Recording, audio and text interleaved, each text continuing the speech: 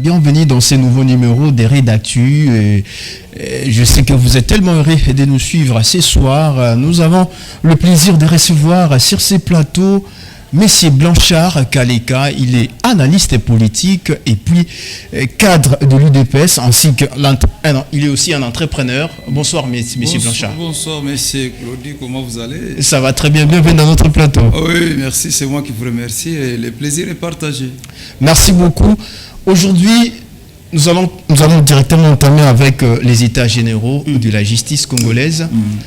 Entamé, c'est depuis la semaine passée. Je crois, ces états ont été clôturés hier par le ministre de la Justice et le chef de l'État. Est-ce que c'était au moment opportun pour parler des états généraux de la justice? Merci beaucoup pour la question.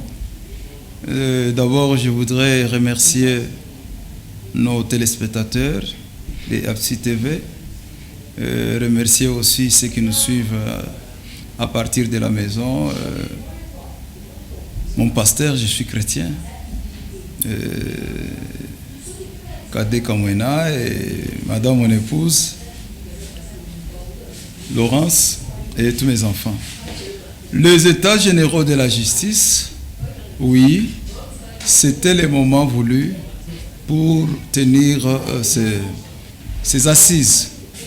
Vous savez, depuis que son Excellence, Monsieur le Président de la République, Félix Antoine Tshisekedi Tshilombo, est arrivé aux affaires, vous verrez qu'il se bat jour et nuit pour redonner une très bonne image de notre justice, qui du reste était une image ternie.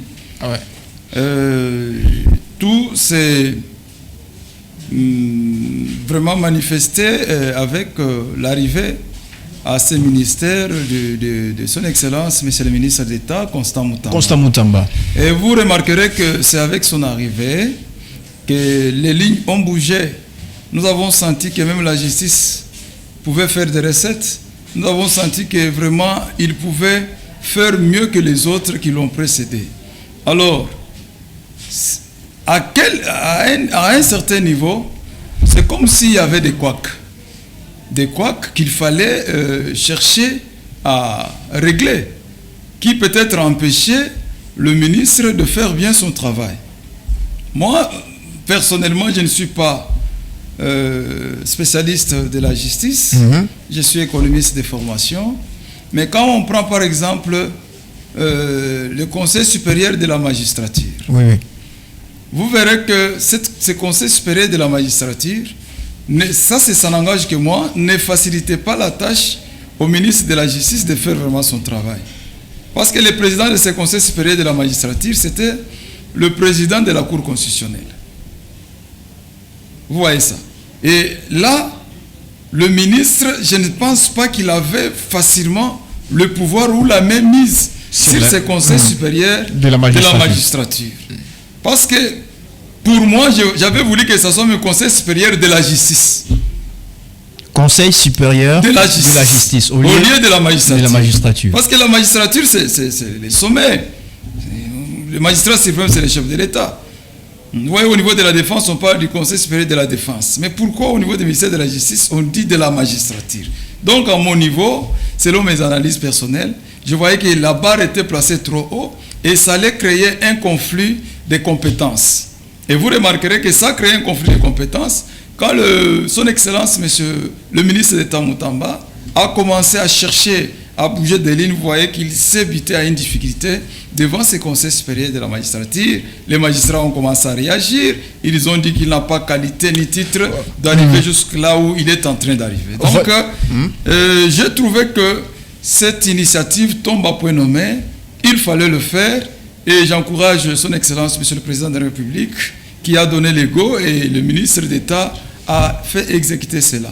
Est-ce que vous voyez toutes les recommandations ici de ces états généraux avoir facilement l'accomplissement être appliqué, pendant que moi je vois beaucoup plus, c'était pas la justice qui était malade, parce qu'on parlait de la justice qui est malade, c'est pas la justice qui est malade. Moi je vois beaucoup plus des individus, oui. Parce que vous venez ici de parler les conflits entre la magistrature et puis les ministères des tutelles. Ouais, ouais, ouais. Vous ne voyez pas que c'est un problème des individus? Oui, un problème des individus dans la forme et non dans les fonds. Dans la forme? Dans la forme, ça peut être un conflit de compétences. Oui. Il est ministre, moi je suis vice-président par exemple du Conseil supérieur de la magistrature. Oui. Il ne peut pas nous donner des ordres en tant que ministre des tutelles. Oui. Mais c'est Conseil supérieur de la magistrature, mon cher Glody. Ce Conseil supérieur de la magistrature est là pour faire quel travail? De la justice. Et le patron de la justice, c'est le ministre de la justice. Parce qu'il y a un conflit de compétences structurelles qui peut-être le Conseil de la magistrature, c'est comme si c'est eux, les chefs de l'État et les ministres. Là, ça fragilise un peu le ministre à bien faire son travail. Donc, sur le plan structurel. Donc, les conflits de compétences, ça a toujours existé. Rappelez-vous qu'à l'entrée de l'AFDEL, Mouzé, quand il est arrivé, il a mis, comment dirais-je, en conseil technique, plus de 230 magistrats. Plus de 230 magistrats, c'était à l'époque du ministre Moïse Kongolo. C'est-à-dire, il avait remarqué qu'il y avait dysfonctionnement de l'appareil judiciaire ou bien de la justice congolaise. Alors, s'il y a eu le conseil, comment dirais-je, ce que vous venez de dire là, c'est-à-dire, ça s'est passé parce qu'il y avait des problèmes, des fonds qu'il fallait régler et trouver des solutions immédiates, à court, à moyen, à long terme, pour chercher à mieux faciliter la justice, à faire son travail, en enlevant tous ces conflits de compétences. Êtes-vous optimiste, allais-je dire, pour l'application de toutes les recommandations?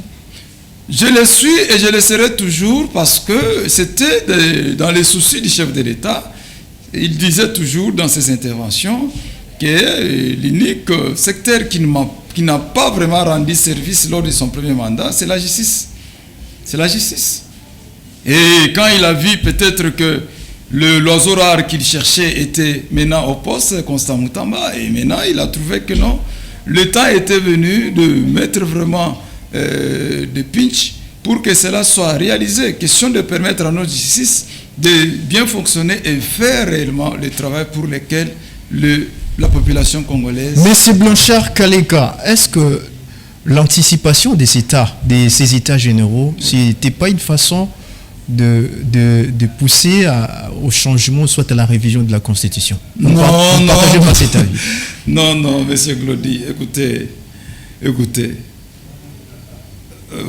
Les états généraux de la justice pour faciliter. Non, mais la Constitution, c'est une loi.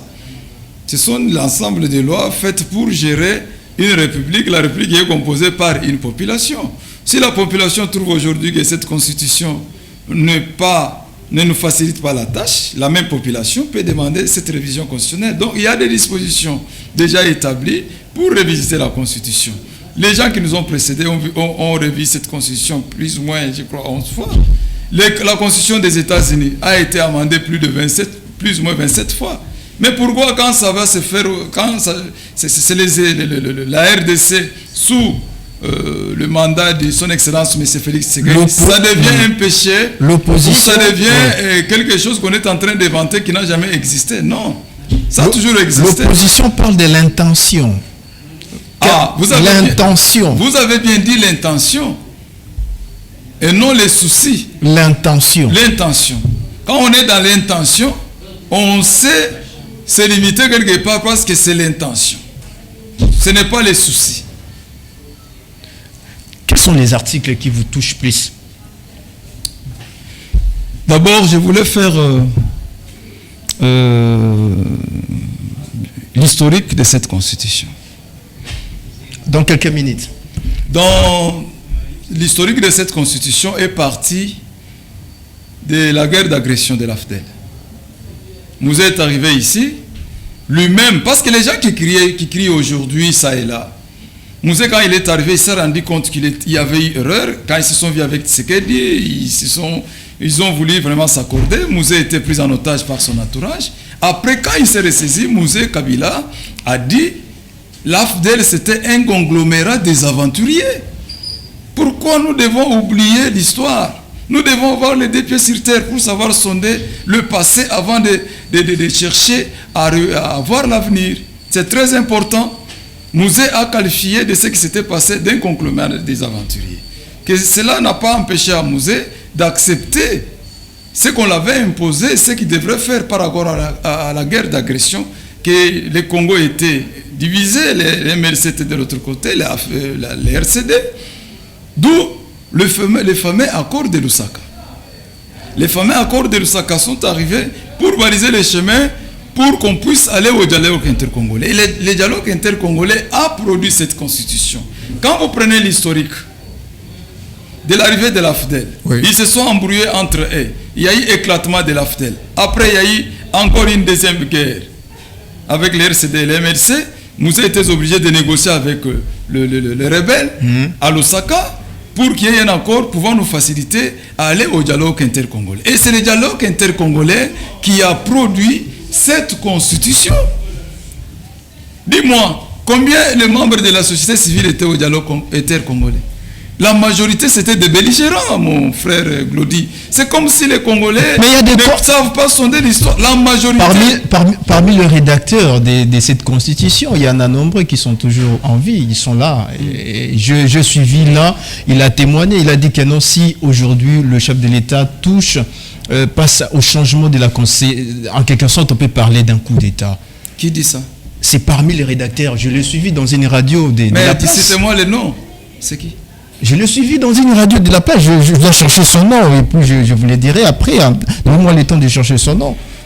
Mon cher Glody. Il était sur ce Top Congo là. Mon cher Glody. Je cite même la chaîne. Nous sommes devant trois réflexes en République démocratique du Congo aujourd'hui. Le réflexe de la paix pour Félix Antoine Tshisekedi. Le réflexe du désespoir pour ceux qui étaient au pouvoir, qui aujourd'hui ne savent pas à quel sens se vouer. Et le réflexe de l'humiliation pour ceux qui croyaient que non, ils ont toujours la même mise sur le Congo et qu'aujourd'hui, le Congo est en train de les échapper. C'est ça la vérité. Ils ne doivent pas se cacher derrière la modification constitutionnelle. D'ailleurs, quand on a eu la composition de l'équipe de la CENI, mais il y a eu des gens qui ont qualifié le président de la République d'avoir dépassé la ligne rouge. Que Tshisekedi vient de dépasser la ligne rouge, il doit être en mesure d'affronter ce qui va venir. Vous le connaissez. Il y a eu élection et la population a démontré à suffisance qu'ils étaient derrière le président de la République. Et ils l'ont voté massivement. C'est là qu'ils criaient des lignes rouges. Ils se sont retrouvés avec 8% ou 9%. Donc, nous sommes habitués à ce genre de choses. Ça va faire comme l'eau qui bouillit. Et après, quand vous débranchez le réchaud, et c'est fini, ça redevient froid. Est-ce que, monsieur Kaleka, le développement de la RDC doit obligatoirement passer par le changement ou soit de la révision de la Constitution? Vous parlez du développement. Est-ce qu'aujourd'hui, la Banque centrale peut nous donner les statistiques de la circulation de la masse monétaire? Mais ça aussi, c'est la Constitution. Non, attendez. Oui. Attendez. La Banque centrale n'est pas... Mais elle est en difficulté. Pourquoi? Parce que les dispositions, je l'ai toujours dit, même si on m'appelait l'homme de l'article 170, les dispositions de l'article 170 ont été violées par ceux-là qui criaient aujourd'hui en longueur de journée. Mais c'est Glody. Aujourd'hui, nous utilisons la monnaie, le franc congolais. Mais ce que vous avez, ce n'est pas le franc congolais. Nous devons laisser ça. Nous devons définir pour savoir si on doit utiliser le franc congolais ou bien le franc. C'est très important. C'est très important. Aujourd'hui, les gens sont en train de chercher à les boucs émissaires partout, ce qu'il veut faire. Mais il faut se dire la vérité en face. Donc, le changement sur la révision de la conseillère, une équation sine qua non. Je vous dis, il y a des gens qui ont dit, oh non, l'autre fois, les gens de l'IDPS évoquent toujours l'article 51 parce qu'ils croient que les vulnérables, c'est les M23. Mais quand on présente ces gens-là à l'international, on les présente comment?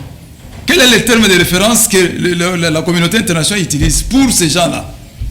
Les Tutsis qui composent les M23. Ce sont des vulnérables, il faut les appuyer, il faut les soutenir, il faut chercher à placer, à créer des ouvertures politiques pour qu'ils soient aux affaires. C'est ça la vérité. Au Congo, nous avons 450 ethnies. Mais je ne vois pas l'ethnie qui est majoritaire par rapport aux autres. Oui. Alors nous devons traiter toutes nos ethnies de manière équitable et équilibrée. Nous ne voulons pas que ça soit une exception pour une autre ethnie et les autres soient abandonnés. Non, ça c'est de l'injustice. Et le chef de l'État ne veut pas de cela. Tous nous devons être sur le pied d'égalité et traiter tout Congolais de manière équitable et équilibrée. Pas dire que nous, parce que nous sommes comme ça, vous devez quoi? Vous devez quoi? C'est ça la vérité. Et si vous lisez les accords de 2009, là, je crois qu'on peut vous amener à l'hôpital pour vous perfuser. Je vous dis. Et aujourd'hui, quand il s'accroche, il faut respecter les accords. C'est quel accord?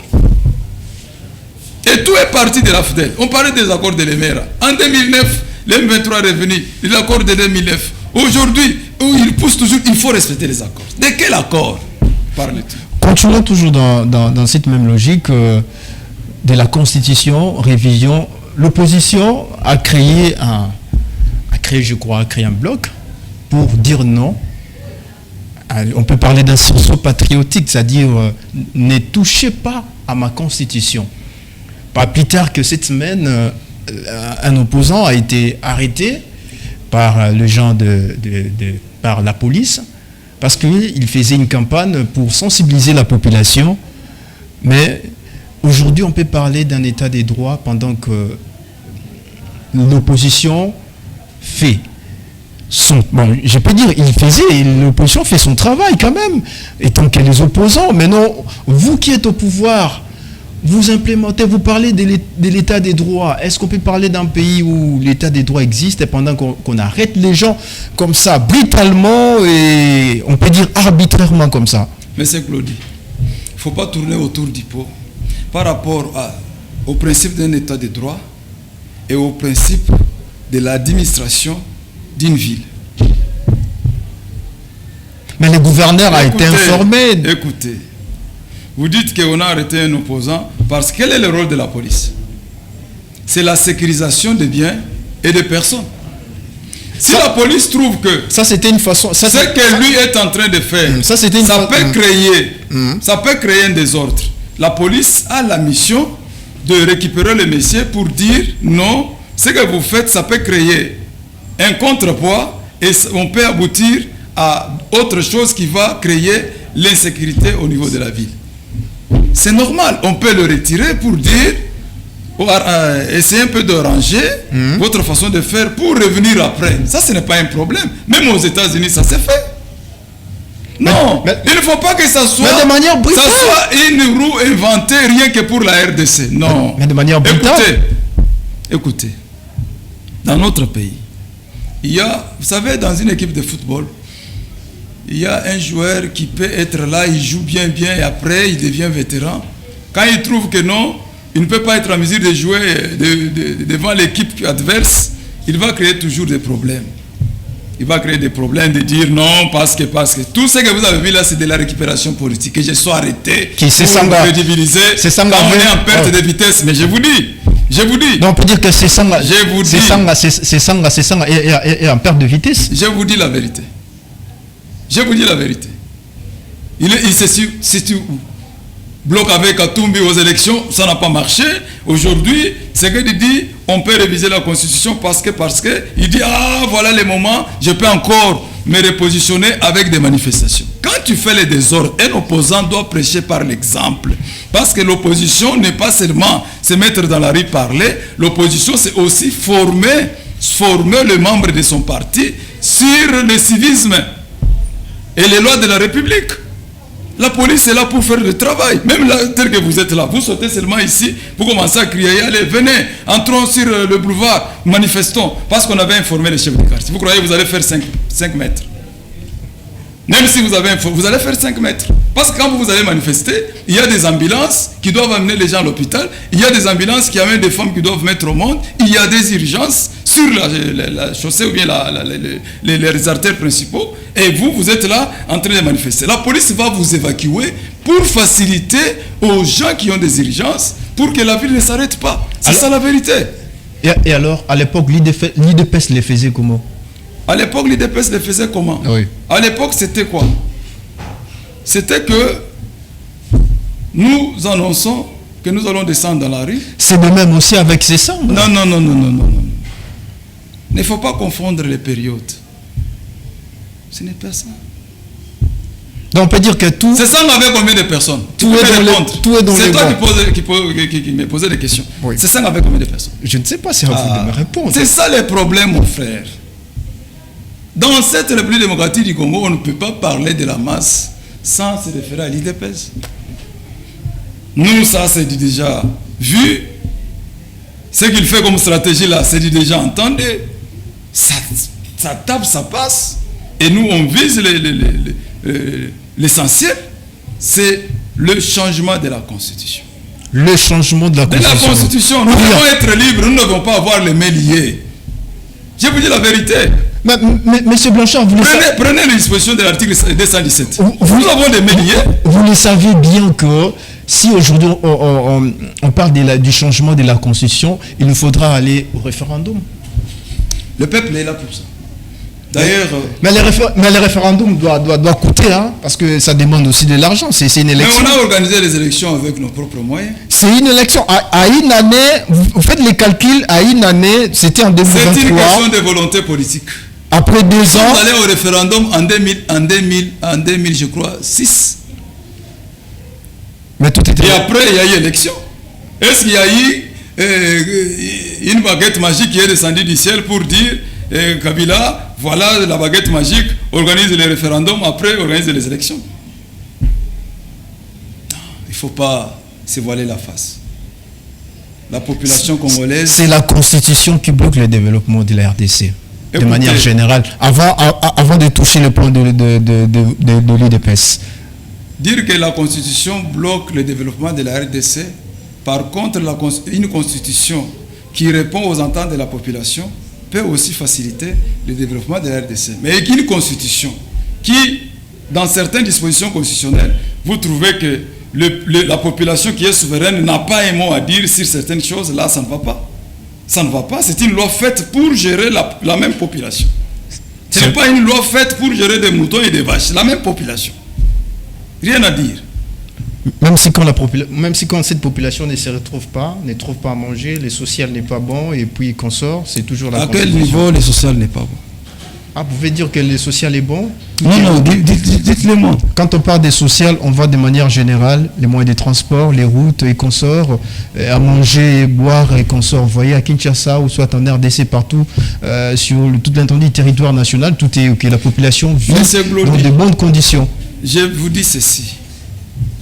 La priorité, c'était beaucoup plus sauver le pays qui était parti.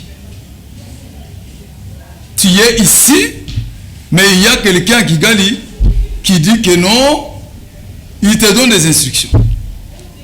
La priorité pour nous, c'était de savoir qui est derrière cette guerre. Et nous l'avons démontré noir sur blanc. Les chefs de l'État étaient toujours entre les deux avions pour démontrer, chercher à démasquer ces masques-là qui cachaient la vraie vérité et la réalité de cette guerre d'agression. La priorité pour nous, c'était de redonner la dignité à un Congolais qui était devenu quelqu'un chosifié partout. La priorité pour nous, c'était de faire savoir aux Congolais que cette guerre, ce n'est pas notre guerre, c'est de l'importation pour un objectif de piller nos minéraux. Voilà ce que nous avons fait. Aujourd'hui, les gens sont en train de comprendre maintenant la vision du chef de l'État. Et on a dit, on ne va pas se limiter là-bas. On doit toucher les conseils des nations au niveau de la communauté internationale pour qu'ils comprennent nos démarches. Aujourd'hui, les langues se délient à l'Occident, les langues se délient partout pour dire que non, la fameuse génocide, c'était un fonds de commerce pour justifier. Nous avons 12 millions de morts, M. Claudie. Vous croyez qu'avec ces 12 millions de morts, le président de la République peut être tranquille? Non. Non. Donc c'était ça la priorité. Les sociales, il y a les 9 mesures du gouvernement qui ont été prises. Le travail est en train d'être fait, c'est vrai. Peut-être quand on vous dit que la table peut être prête dans 3 minutes, si vous êtes trop affamé, vous ne pouvez pas croire. Mais le travail est en train d'être fait par son Excellence le vice-premier ministre en charge de l'économie, le professeur Moukoko Samba.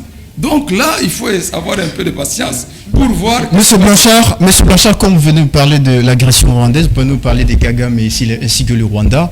Nous allons suivre avec vous une vidéo. Oui. La réalisation, nous allons suivre une vidéo avec vous. Et cette fois-ci, nous allons parler aussi de votre parti, Union pour la démocratie et le progrès social. Oui. Suivons ensemble. Les gens qui venaient en babouche ici, aujourd'hui Félix Tshisekedi a fait de ces gens-là des grandes personnalités de notre pays.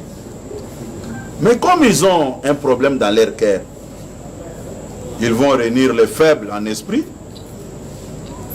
Non, on ne vous avait pas dressé contre moi.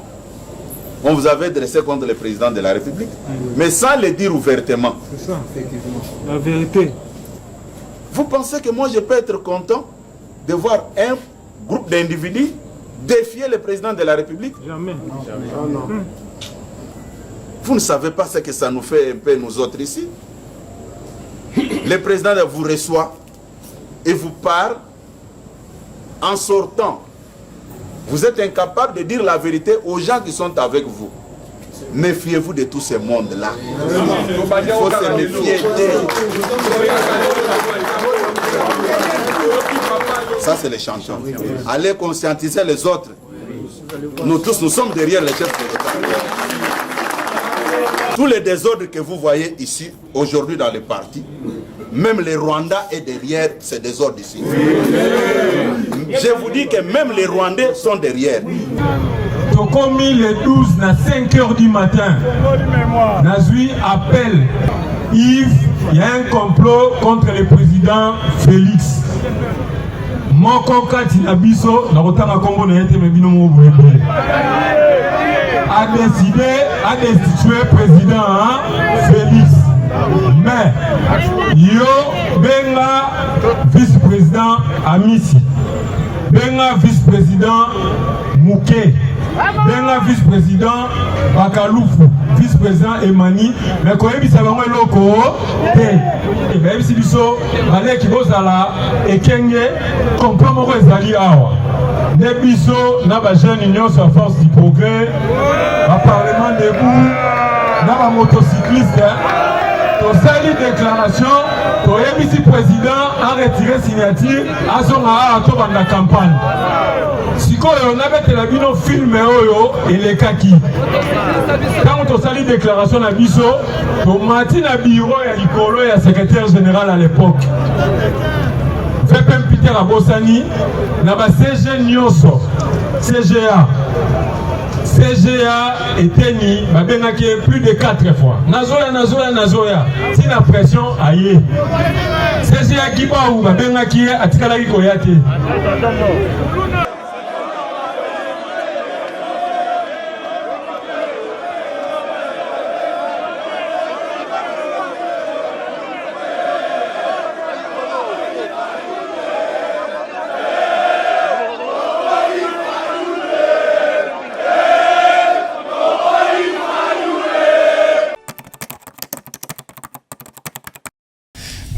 Vous venez de suivre avec moi, M. Blanchard, le secrétaire général et président AI de l'UDPS, oui, cité le Rwanda et Paul Kagame, derrière les désordres au sein de votre parti politique, oui, Union pour la démocratie et le progrès social. Oui. Après ça, on a suivi aussi avec vous une vidéo où l'ancien ministre de la Jeunesse, Yves Nkoulou, relatait l'histoire cette journée. C'était à l'occasion de la journée de la base. Il a cité, parmi les CGA, il a cité Guibao. Guibao n'était pas là pendant que on cherchait il s'est cherché pour appeler le président Félix Tshisekedi, là où ils étaient à Genève, pour retirer sa signature. Guibao était absent. On a vu avec vous que Guibao aussi, les troisième vidéo, on a vu avec vous que Guibao était là, avec Eteni Longondo et consorts. Mais pourquoi citer Kagame et le Rwanda pendant que vous-même au sein de l'UDPS, il y a des fissures, il n'y a pas l'unité? Non. Écoutez, les propos du secrétaire général du parti, Augustin Kabouya, il a parlé comme un sage. Dans notre philosophie africaine, quand un sage parle, il ne faut pas se précipiter pour interpréter sa pensée. Par contre, il faut laisser le temps au temps pour voir cela s'accomplir. Dans ce que le CG, le président Haï du parti, a parlé aujourd'hui, Monsieur Claudie, devant votre conscience, devant les ancêtres et devant Dieu, vous croyez qu'il a tort? Bon, en fait, moi, je ne sais pas. Je ne sais pas. Vous êtes journaliste, vous ne pouvez pas prendre parti ou bien donner votre position, mais je vous l'ai dit. Je suis ni de l'UDPS ni Non, vous êtes congolais. Oui, je suis congolais. Parce que l'UDPS, c'est un patrimoine national. Ce n'est pas un parti de Kabouya ou bien de Félix Tshisekedi. C'est un patrimoine national. Il en est de même pour le Palou et autres.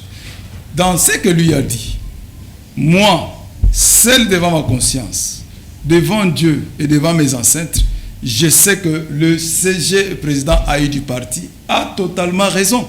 Il a totalement raison. Totalement raison. Ce pays que vous voyez aujourd'hui sortir du gouffre, mais c'est Glody. Il ne faut pas avoir peut-être de l'hypocrisie orientée pour dire que non, voilà. Non, il ne faut pas se voiler la face. Ce pays a été géré et dirigé par Paul Kagame. C'est l'arbre qui cache la forêt. Vos problèmes, vous n'allez vos pas problèmes de l'UDPS, on peut toujours continuer. Vous pouvez toujours continuer à citer Kagame. Je vais perdre le feedback.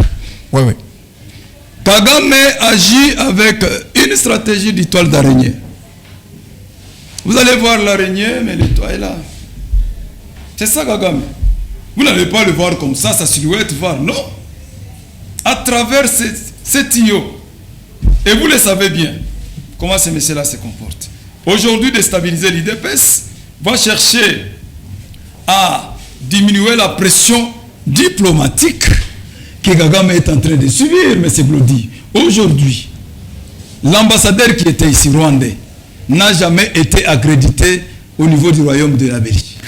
Aujourd'hui, la Belgique, qui est notre pays colonisateur, n'a jamais accrédité son ambassadeur à Kigali. Ça pose un grand problème au niveau de la diplomatie internationale. Parce que la Belgique, c'est une plaque tournante de la diplomatie internationale.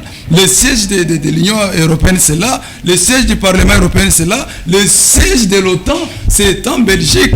Alors, comme il est perdant sur le plan diplomatique, avec la politique d'une diplomatie agissante de son excellence, monsieur le chef de l'État, Félix Antoine Tshisekedi Tshilombo, que faire?